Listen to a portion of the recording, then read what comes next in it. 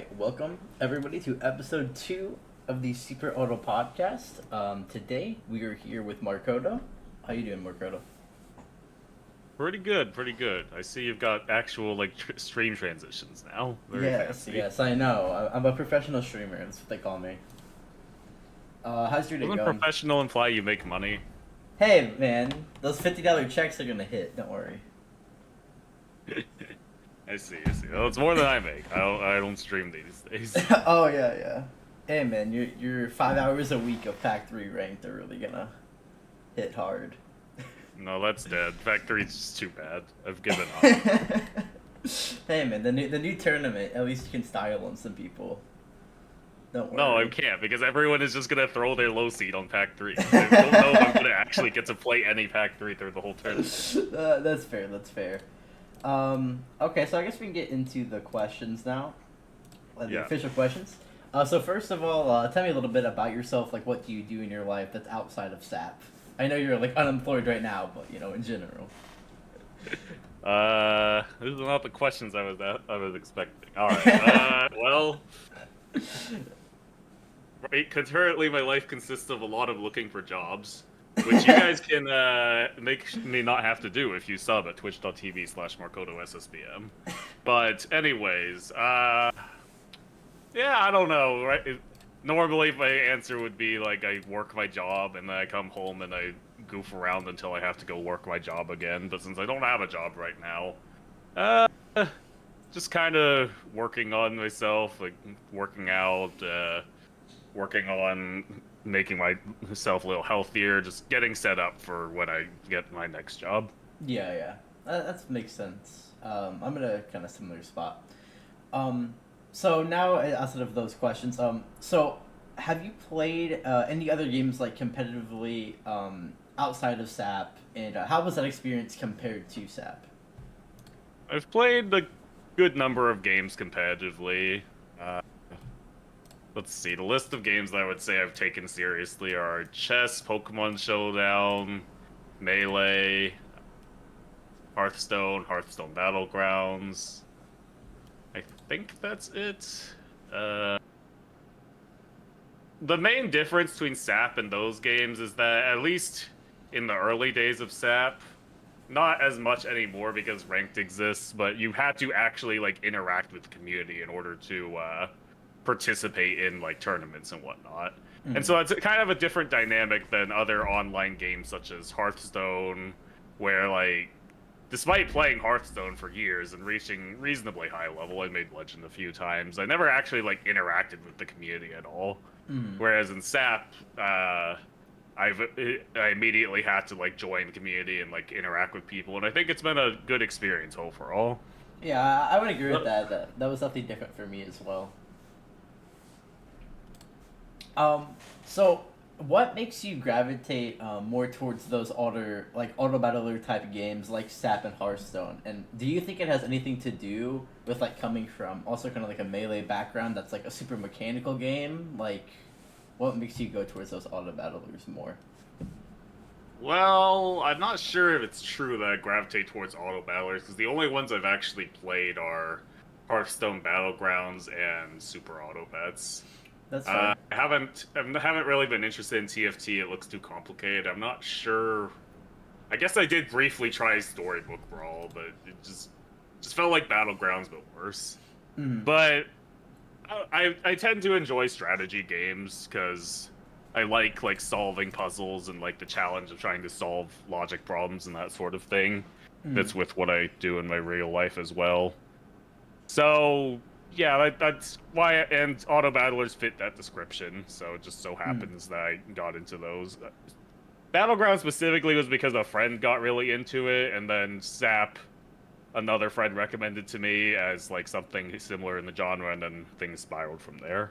Yeah, that's fair. So I know coming from like my background where a lot of the other games that I played competitively before were like a lot more heavily like mechanical based games before, and I don't know. I still like those games, but it's a little bit different. I think it's a little bit easier to get into the more logical auto battler type games. Yeah, to address the melee part of the question, it's really the only mechanical game I'm interested in. Like, I don't like shooter games. I don't really play many like action games. It's literally only melee, and I don't. There's not really any particular reason for that beyond that it's the best game ever made and everyone should play it. I don't know. It's just that good. Yeah, Like you go. anyone, if a game or something is good enough, you can go outside your normal genre. Yeah. And also, it helps that it was actually kind of similar to SAP, where Melee, at least until Slippy came out during quarantine, the online wasn't very good, obviously, given that it's a GameCube game. Yeah. So you had to like join your local scene and like interact with people, and so the community probably got me more into it than I might have become otherwise. Yeah. I was lucky to be in Austin, where the Melee scene is very nice and welcoming. We're still, of course, waiting for your competitive Among Us phase. I'm sure all of us really want to see your Among Us gameplay. It's been seen, and it turns out they're not very good at Among Us. Yeah. And that's which is perfectly fine because I also don't like Among Us. SMH Markoto. Okay, so how did you find SAP, and then why did you like start playing it, especially a lot? Well, let's see. At the time, I was into Hearthstone Battlegrounds, and then around that time, and then a friend mentioned, "Hey, there's this Super Auto Pets game that's similar and looks kind of cool." And I was like, "Okay, well, this has cute animals in it, so this must be at least a good game." It turns out I was wrong, but I will get to that later. So. I think that was around when Blizzard had all those allegations of like misconduct in the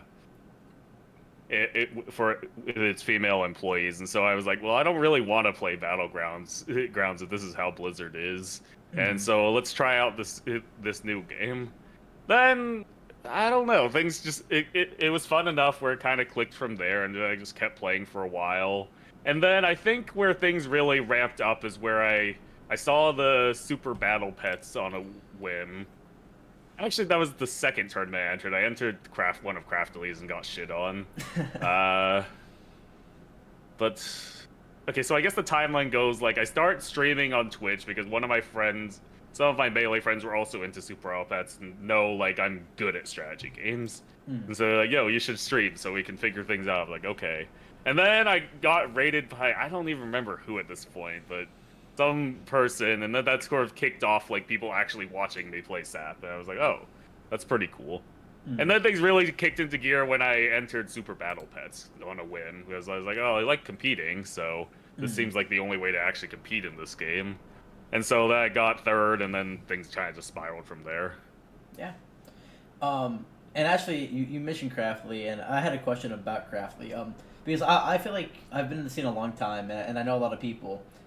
And I know that Crafty was somebody who like really helped you early on. Can you kind of give us an insight on like how did he help you? Like what was it like specific like coaching? Did it like just playing against him? Like what did he help you do early on?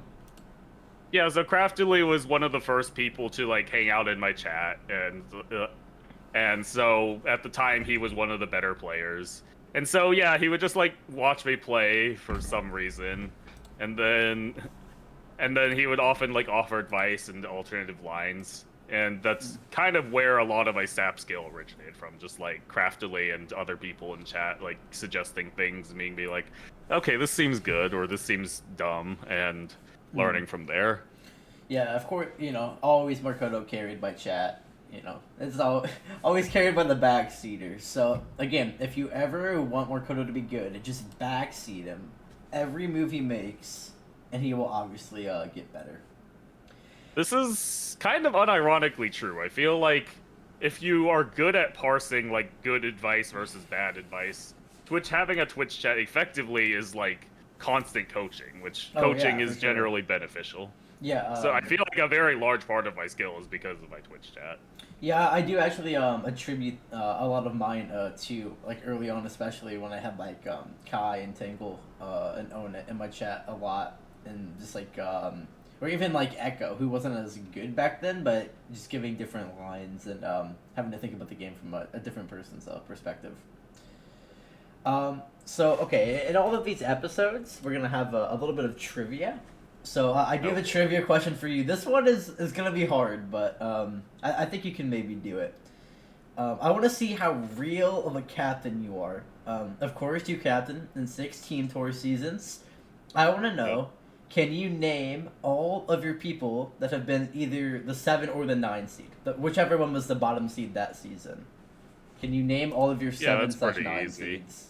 Okay. Season 1, Damon, Mm-hmm. although I think he got moved to 6th seed, so then Dev became the 7th seed at the end of the season. Yeah, I And then believe so. Season 2 was Nerd. Mm-hmm. Season 3, that was the Meek, Tarba team. So our 7th seed, I believe, started as Leah. I think she was seated under trees, but she had to drop out mid-season, and so we ended up replacing her with Quiche. Wait, no, Quiche replaced Quiche replaced trees, and was then made the 7th seed instead of Leah. But then, when Leah dropped out, we had to replace her with Keck, and I think he became the 7th seed because Quiche had shown like a little bit of potential. She took some games in Mm-hmm. sets. Okay. And so then season 4 was the Super Malbros, and that was that was the right team. So then me and Pizza's team, our 7th seed that season was okay. To be honest, in terms of skill, it should have been Month, but it wasn't. There was 9 people in that team. You think you should have been 9? Yes, it was. It was Poke and Namis. I believe Poke started out as the 9 seed Pokecraft That one because, like, is unknown. so that one actually that's not correct. It was close. Poke I think was 8. The person that started off as your 9 seed was actually Beast. Started off as a 9 seed because I think it was like one of Are you those where you sure? like drafted 2 unknowns. I mean that's what it has on the spreadsheet at first. Okay. So Well, that quickly became not the case. yes. During the After reseed. reseeding, I believe Namis was moved down to the 9 seed. Yeah, that is correct. But I don't know if Bump's here or not, but Bump was really, really bad that season. He probably should have been the 9 seed. Hey man, Moffat Except he had... did somehow beat Kutarba, so I guess that alone puts him out of 9 seed Yeah. contention. Look, man, Memphis had an interesting career. Okay, you gotta give him that. I'm just glad he's good again. Copium? I think anyway. Season 5 was that was me and Tibby's team. Tidus, our 7th seed was originally Molobio, but then he dropped out before the season started, so he was replaced with Zenyatta. Mm-hmm. Then season 6, our 7th seed was Ambo, which I still can't believe that team didn't make playoffs. That's just a complete failure on my part. Yeah, that team was Ambo rough. as a 7th seed is ridiculous. Didn't you guys start off like 3-0 that season, or something like that? Yeah, we started off 3-0, and then we were one set away from moving up to 4-0, and then I threw to Bagels, and then everything went downhill from there. Oh man, losing to Bagels couldn't be me.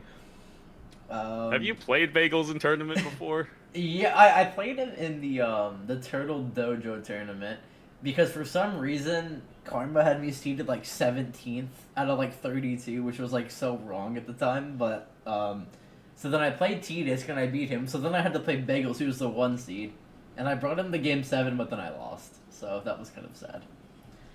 So what do you mean? Imagine losing to Bagels? No, You no, literally shh. did. You weren't At supposed least to. You weren't I beat supposed Bagels. to. You weren't supposed to question it, Markoto. Okay, that's not allowed.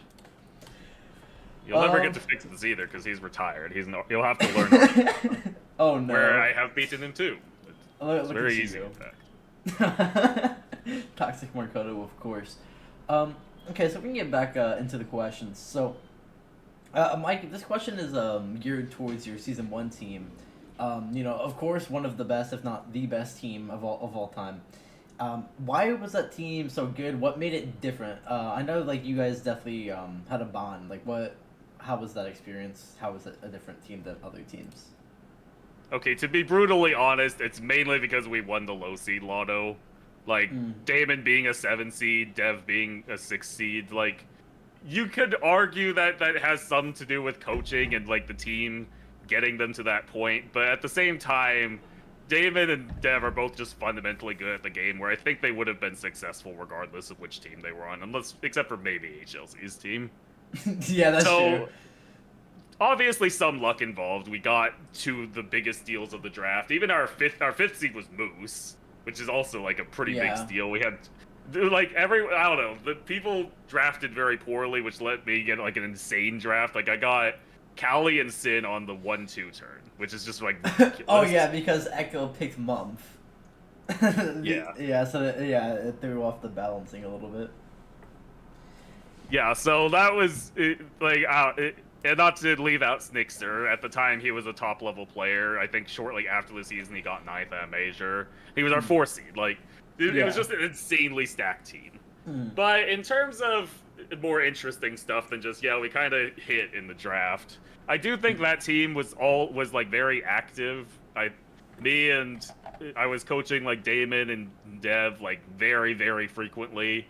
And it's a two-way street because they were both receptive to coaching and good learners. Like I was definitely active coaching in other seasons, but some people just don't learn as well as Damon and Dev did. They like immediately went from like newish, okay-ish players to like top-level players.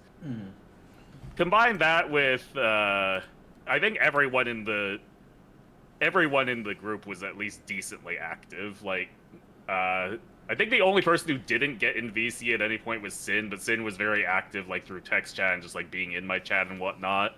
Even Callie like spoke at some point, which unheard of. I'm pretty sure. Yeah. You guys were one set away from not making it to playoffs at all. My team would have made it. I still remember that. You guys had like, I don't know, you guys had like 18 set wins, or I don't know. It was probably lower than that. But I know you guys were like one set win ahead of us, and that's why we missed. Sets are a resource. Like, similar to how we eventually realized their long-term potential, and I think that means we use their resources well.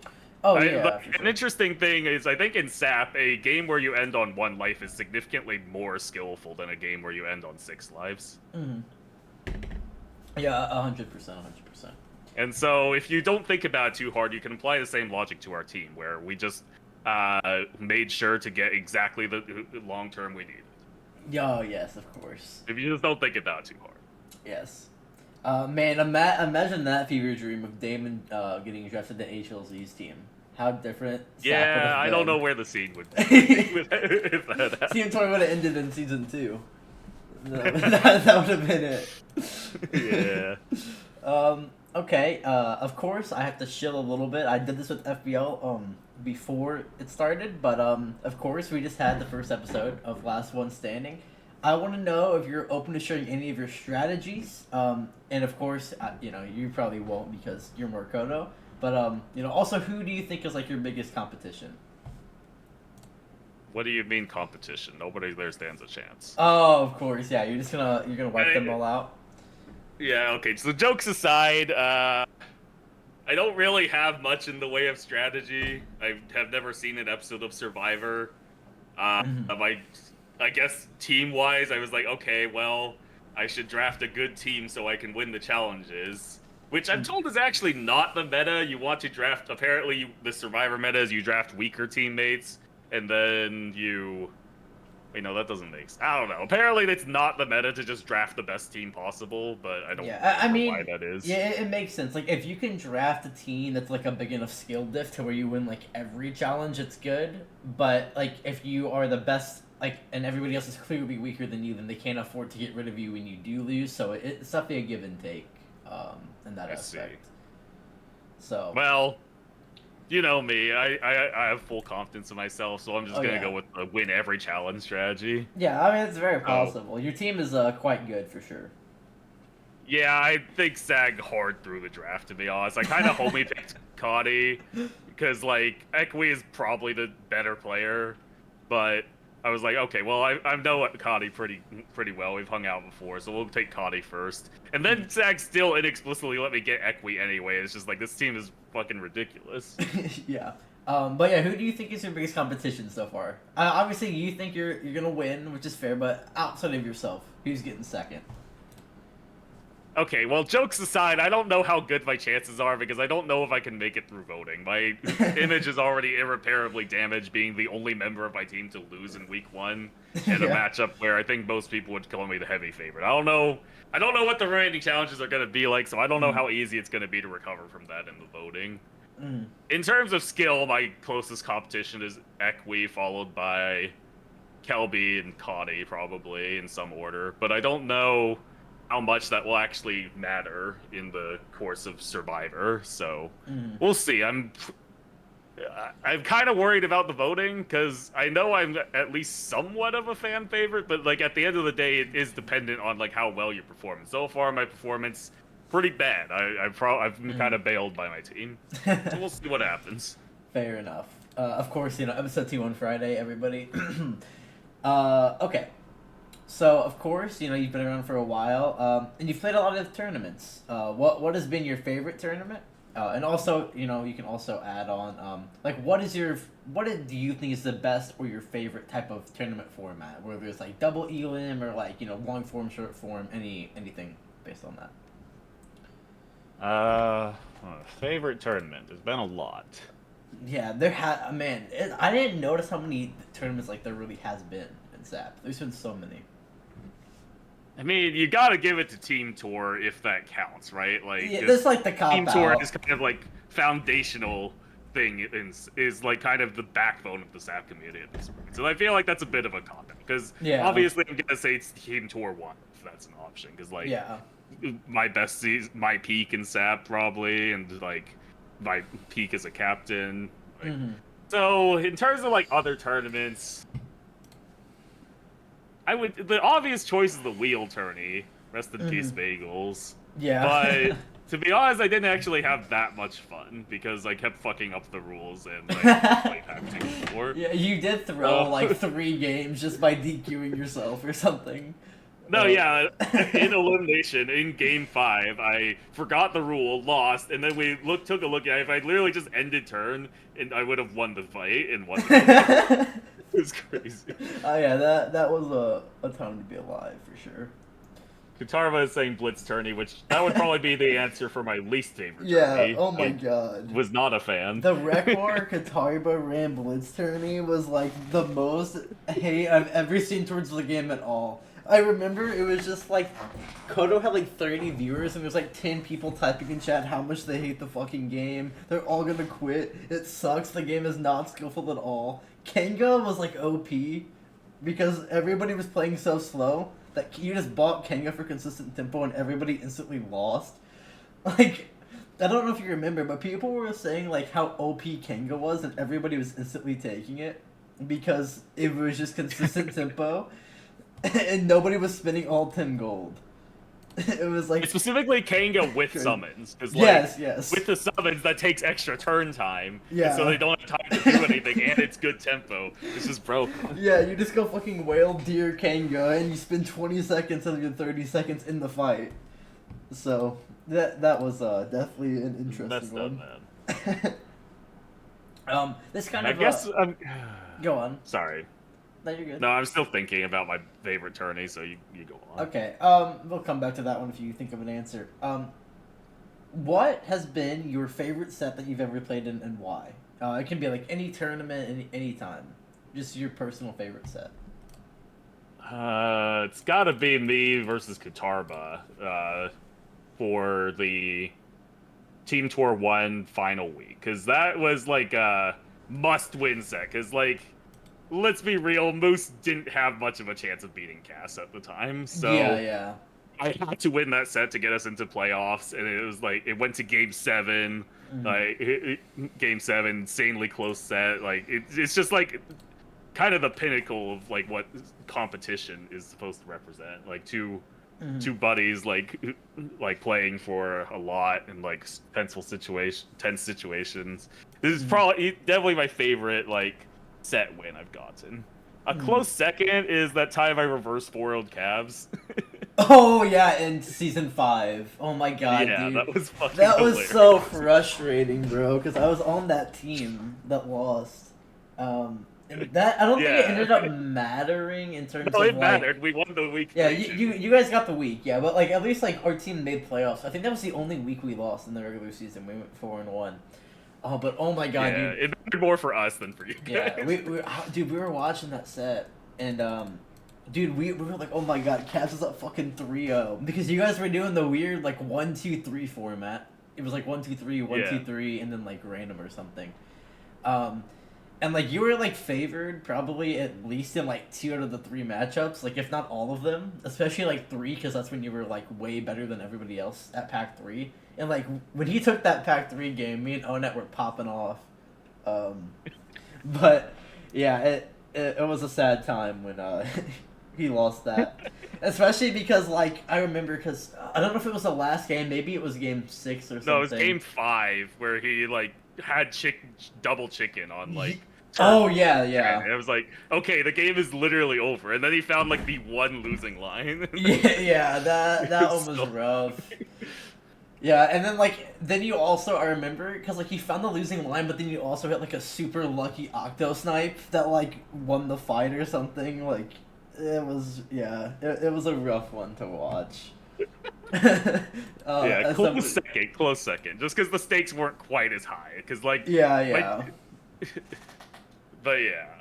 So Going back to the favorite tourney question, you also asked about favorite tourney format. I mm, don't know if this is my favorite tourney format because again, the cop out answer is team tour, but mm. people should just run double elim tournaments. People keep trying to make things way too complicated when like pools, Swiss, whatever, they all just make the tournament worse. Just run a double elim tournament. Yeah, I think we have all learned now that Swiss sucks, and when you can't like trap everybody and make sure everybody plays, because like Yeah. if one person drops out, then like it fucks everything. And like in theory, like I really like Swiss, but it's just not possible. I don't think, unless you can like really get like make sure you have like a group of people that will never quit to make it balanced. Yeah, Swiss makes sense in stuff like chess for 2 big reasons. The first being that there's actually something to play for, your rating, even if you are mathematically eliminated. But in SAP, there's nothing to play for beyond getting first or like getting a top placing. And so there's just no reason to play sets afterwards. Yeah, for sure. Like, and I And do then go on. Then the second thing is again like the culture of like forfeiting. Like you Mm, pay a lot of money to go to a chess tournament, you're gonna get full value and play all your sets most of the time.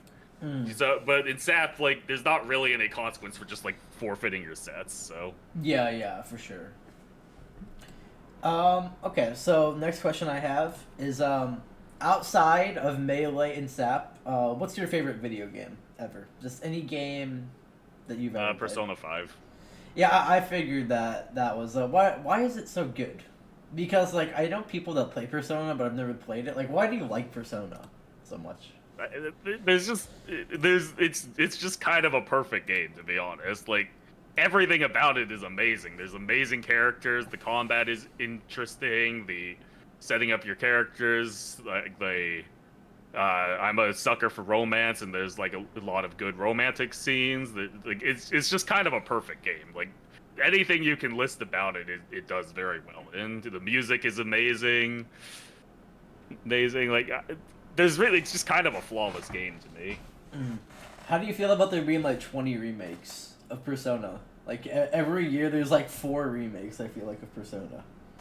That's a bit of an exaggeration because there's been 5 games in the series. Each, I think, 3, 4, and 5 got like a sort of sequel thing, and those aren't really like new games. Like, if you play, they're kind of like expanding on the main game. So like, if you play Persona 5 Royal, then you don't need to play Persona 5. Like, Mm-hmm. and I think, I don't know. To tell the truth, I haven't paid much attention to those because I played Persona 4 Golden first. That was my intro to the series. Mm. And after playing Persona 5, I'm glad I started 4 because 4 kind of just pales in comparison.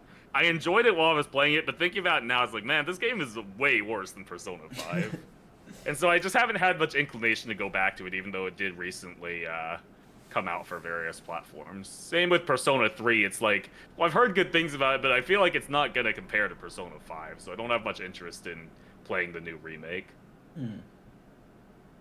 So now we're gonna get into some viewer questions that I had.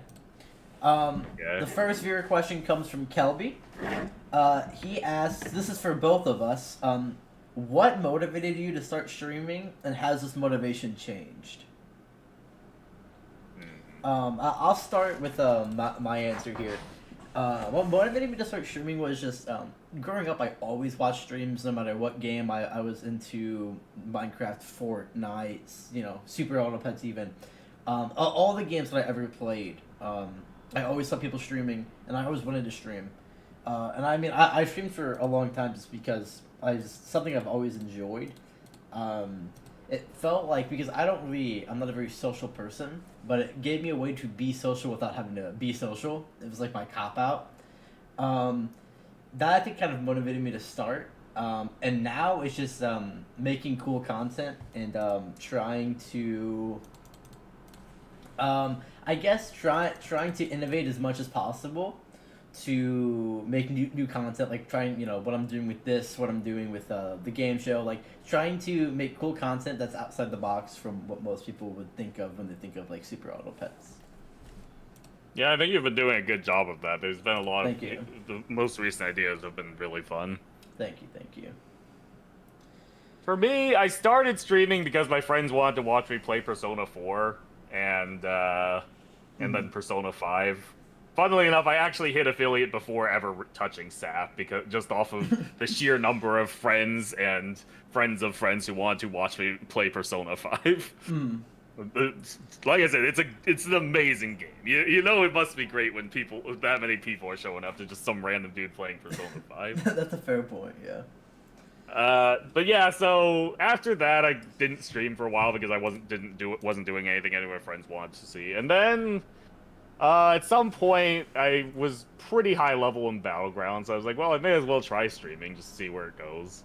And then I kind of petered off, and then eventually I started streaming again for SAP, because again, one of my friends was like, actually the same friend who wanted to watch me play Persona 5 was like, hey, you should stream SAP, I want to see you play it, because like, I know you're good at strategy games and whatnot. I was like, oh, okay.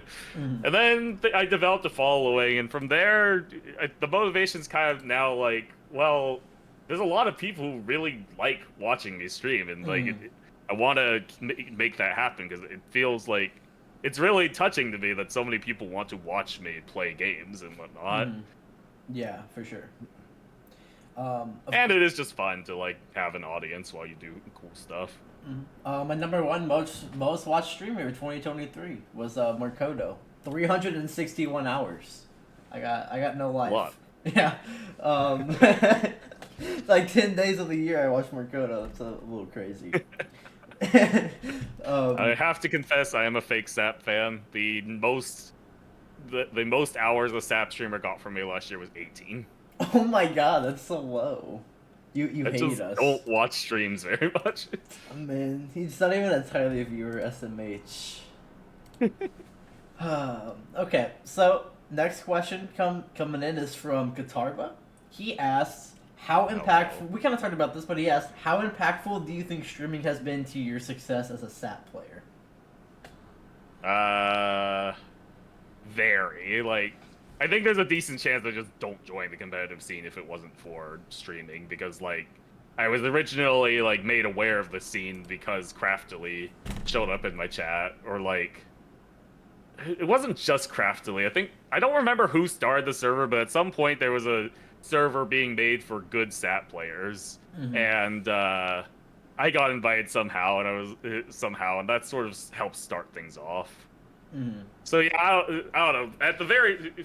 So like the basic thing is, like, I don't know if I would have joined the competitive scene without like Twitch chat influencing me into it, but from there, I think, like we mentioned this earlier, but like I think a very large chunk of my skills just from Twitch chat giving me like constant real-time VOD review. Yeah, for sure. It's definitely sped up the improvement process compared to other games I've played. So next question comes from Damon. He asks, Oh no. What player can you most accredit to your success as a SAP player? That's a hard question. There's a lot of people who have been very influential. It's My probably initial mentor. me, right? Or what? No. I carry you. I will have to say I think you've had little to no impact on my success. Wow, that okay. You know, we're cutting it off. we're cutting this podcast off. Hey, I'm just saying, who reverse swept you in the finals of the Swiss tournament? I'm just saying, the biggest tournament there's ever been. Wait a minute. Oh, you mean like the little finals thing you did for that one Swiss tournament? The biggest tournament that's ever happened in Super Olympic history. Oh yeah, you beat me a couple times. I don't think that's the only time you beat me, right? But I don't know if those losses were really that impactful on my development. No, they definitely were. They definitely were. Sure. Let's see. So the obvious answer is Crafitly, because he's the one who gave me the initial push to be good. He gave me a lot of my baseline skill to work with. But to shout out a few other people, Sin. Funnily enough, Sin actually learned the game from watching my streams, but since then, Sin is just very good at games and thinks about them very differently than other people. And so he developed into a top player in his own right with very different views on the game than me. So a lot of my skill has just been from Sin being in my chat and thus discussing things. Damon has been a long-time practice partner of mine, starting in season 1, but we've been friends since then, and we've practiced and talked a lot about the game with each other. Am I forgetting anyone? Cass probably has made a pretty big impact. This is not as much anymore because she doesn't play anymore, but we've talked a lot about the game, and Cass, they provide a very unique view on the game, so I think it's been very helpful. Hop asks if it's Hop. Do you think Hop has done anything for your SAP career? Well, there was that stretch when Hop was hosting a lot of tournaments, so in the sense that he's helped keep the scene alive, that's certainly been impactful. That's a fair point. Otherwise, me and Hop have never gone to be on the same team, so not too much impact outside of that. Hop is one of my favorite people in the scene, though, so we could consider it that that Hop being in the scene has kept me around, and that's impactful. In that case, okay, I guess I had to retract my previous statement, because you would also be a homie. Oh, would stick around. Let's go. So I guess we have to go. We can't say little to no impact. Little to no direct impact. Let's go. I'm like a 2 out of 10 on the impact scale. I'll take it. Also, I want to give a shout out. Kutarba is offended. Actually, I do have to shout out Kutarba as well, because because there was a period where we played constantly, we were money matching every other day, and that was probably pretty helpful. Yeah, Kutarba made Markoto quit money matches because he had to move apartments because he couldn't afford rent. I'd like to clarify that I'm still positive on Kutarba lifetime, but it is true the last money match I did was with Kutarba and I lost. I wanna give a personal shout out to Tay, the person that ran all of the major tournaments in the past, early on, the Secret Battle Pets tournaments. True. So shout out to Tay if you guys don't know about the OGTO. Damon had a secondary question. He asked, and I'm gonna read this word for word. How does it feel being the coach / creator of the MVP / breakout star / goat / handsome peacemaker / super chiseled hung philanthropist / volunteer firefighter / master chef / last but not least, I'm just Tyler's favorite SAP player? How does that feel? Well, let's see. Your favorite SAP player. That definitely can't be Damon, who definitely would be. So maybe he probably means Moose, because I was also Moose's coach back in the day, and I'm proud to have been a part of Moose's development as a player. Yeah. He's obviously talking about Moose and not himself. When saying all of those traits, because it could never be Damon. Real to actually answer the question, I do feel a sense of pride with the season 1 team and how they all turned out. Though I still question to this day whether it was really me or they would have just been good anyway, because future coaching has been hit or miss. Yeah, like a different world where Moose and Damon get drafted to a different team would definitely be interesting to see what would have happened. Imagine it was just like destined to be your bottom seeds. So no matter what, like if you got like Invin would be hosting team tour. That's an interesting rule to think about. This question, I don't exactly understand it. It comes from they wanted me to keep this anonymous. On who they asked. They asked, "What did you?" And they wanted me to quote this word for word again. They asked, "What did you pick up on throughout the set that made you decide to roll back on the grab and Warlock kick to win neutral for the final time in a pivotal closeout game against Peachy Keen, securing you your legacy, cementing fourth place finish at TGL Austin 15?" Okay, so he's referring to my by far best win in Melee, which was over a Peach main over the best Peach in Austin, Peachy Keen. He was like top 10 or so in Austin at the time. I was a shitter. Probably the biggest upset in Austin Melee history. I don't. Back then, my Melee fundamentals were pretty shit. And I was kind of just pressing buttons. Compared to now, I think I like actually have like a thought process when I play Melee. And so, I don't know. I think what they're referring to is that at the end, so Ganon has like a very laggy down B move that and that's typically not very good, but like it is powerful. And then I spammed it like 3 times in a row and won the set. And so at the time. I don't know. I think it was probably just I did it once, they hit, and I was like, well, wouldn't it be funny if I did it again? And then I hit again. I was like, oh, okay then. Well, all right. That's about. Also, it was probably Hop Chat. That's about all the questions I had for you. My final question is, what are you most grateful for from the competitive SAP scene or just SAP in general? Thanksgiving was last month. This question you get it. You get it. It's the same idea. Yeah. So I don't know. SAP has given me like streaming as a creative outlet, which is like because like I have streamed outside of SAP, but like it never would have reached where it has today without SAP, and I'm really grateful for that. Like it's just such a it's just a thing that not a lot of people can say. Like, yeah, there's like a couple dozen people who will watch me play video games, and it's like that's really sick when you think about it. Along with that, I've made a lot of good friends through SAP, and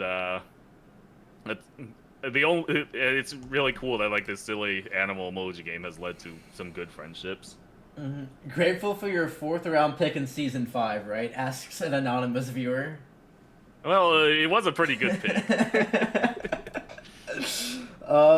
But yeah, do you have anything you wanna, shout out or where to find you and all that? Well, you guys know where to find me. I'm pretty sure there's not a single chat member who I don't recognize. But just in case, you can catch me at twitch.tv/MarkotoSSBM. I swear I stream occasionally.